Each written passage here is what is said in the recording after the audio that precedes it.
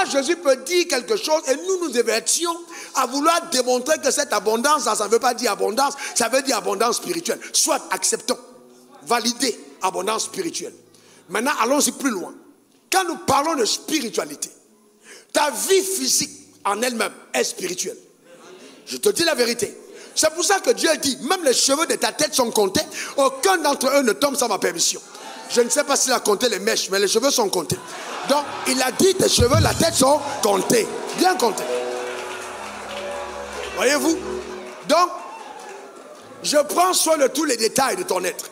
J'ai compté les cheveux de ta tête. Et il dit, les oiseaux du ciel qui ne sèment ni ne moissonnent de quoi manger. Ça veut dire qu'il régule la nourriture des oiseaux. Chaque oiseau a nourri parce que Dieu veille sur lui. Les lits des champs, il dit, je m'occupe de la façon dont ils sont vêtus.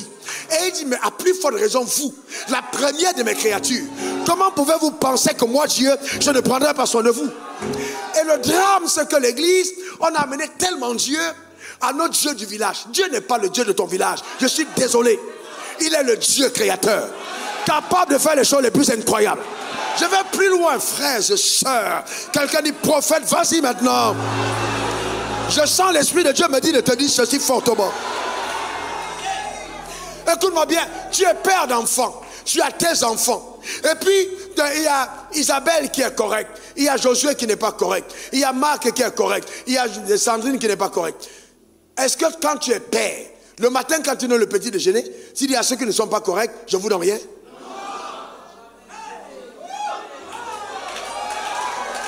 Et donc, frères et sœurs, dans la pensée de Dieu, on va aller en profondeur, dans la connaissance de sa grandeur. Dieu est trop grand. Il est trop grand. Il n'est pas petit comme nous. Il est trop grand.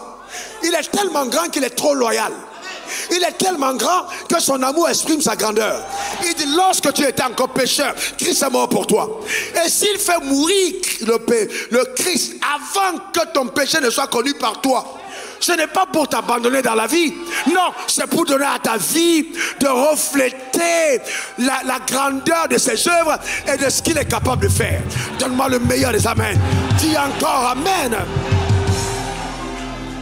Et donc, j'ai questionné Dieu. Et j'ai demandé à Dieu, dis-moi Dieu, comment vais-je expliquer à ton peuple que tu es grand? Et il m'a dit, je te donne 3 fondements de ma grandeur. Il m'a dit, je te donne 3 fondements de ma grandeur. Premièrement, je suis omniscient. C'est-à-dire que j'ai la capacité de connaître toutes choses en tout temps et en tout lieu. Donc, la dimension de la grandeur, c'est qu'il sait tout. Il sait tout. Dis à ton voisin, Dieu sait tout. Encore, Dieu sait tout. Donc, il est le maître absolu du savoir et de la science. Il est la sagesse des sachants. Donc, quand quelqu'un te dit, je sais, la sagesse de sachance vient de Dieu. On ne sait rien sans Dieu. Il est la sagesse absolue et la force des forces. C'est ça notre Dieu. Il incarne en lui le présent, le passé et le futur. Waouh! Il incarne en lui le présent, le passé et le futur en même temps. C'est-à-dire que quand il est là, il a de là le passé, le présent et le futur sur ses regards. Mais nous voyons une parcelle. Les hommes connaissent peut-être le passé.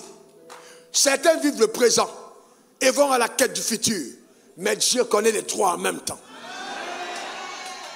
Voilà la grande différence. Il connaît les 3. Mais le tout n'est pas de dire amen, mais c'est d'intégrer en soi, au milieu de l'épreuve, de l'adversité, que Dieu connaît le passé, le présent et le futur. Et quand il t'a appelé, il a intégré tous les paramètres qui étaient rattachés à ton existence pour dire viens.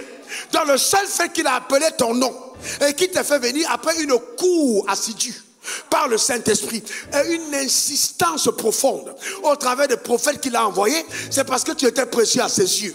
Il t'a laissé pour certains te balader dans les choses bizarres. Tu as commencé à faire des adorations bizarres, mais il t'a laissé dedans. Mais un jour il a dit, c'est assez mon fils, c'est assez ma fille, viens à moi. Il te connaissait parfaitement. Est-ce que quelqu'un comprend ça? Alors les gens viendront te dire oui, mais toi aussi, est-ce que tu penses que Dieu peut faire ça? Regarde ce que tu as été. Et Dieu dit oui, je peux faire ça parce que c'est exactement parce que tu as été ainsi que je le ferai. Car là où le péché abonde, La grâce de Dieu surabonde. La grâce de Dieu surabonde. Elle dit oui, c'est exactement à cause de ça que tu es la meilleure personne que je vais utiliser pour montrer l'immensité de ma grandeur. C'est un Dieu omniscient. Et vous voyez, c'est dans sa grandeur que réside son omniscience. Quand un grand c'est tout, mais il n'a pas, ce n'est pas, les grandes nations du monde sont grandes à cause de leur service de renseignement. Les États-Unis ont le CIA, les autres, la Russie a le KGB, etc. Mais voyez, le Mossad pour l'Israël. Et bien vous savez que vous ne pouvez pas être une puissante nation sans service de renseignement. Mais Dieu dit, je ne suis pas puissant par les services de renseignement. Je connais tout. J'ai dit, je connais tout. Je n'ai pas besoin de mettre des services de renseignement dans des bureaux pour savoir. Je suis informé de tout. Je sais tout du passé. Je n'ignore rien du présent. Et j'ai une pleine connaissance de ce qui va venir. Je sais tout. J'ai dit tout du passé. Je n'ignore rien du présent. Et j'ai une pleine connaissance de ce qui est à venir.